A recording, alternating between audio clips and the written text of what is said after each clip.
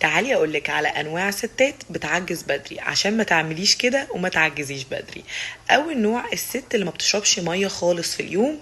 طبعا ده طبيعي، كل الخلايا بتاعتها وبالذات خلايا البشرة والشعر هتبقى مش في احسن حالتها.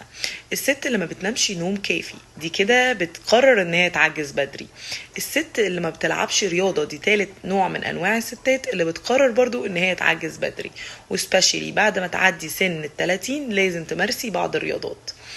ورابع حاجة الست اللي دايما محطوطة تحت ستريس، لازم تريحي نفسك وتلاقي وقت ان انتي تاخدي راحة. وخامس حاجة الست اللي على طول غضبانة وبتزعق، دي من الستات برضو اللي بتعرض نفسها لان هي تعجز بدري.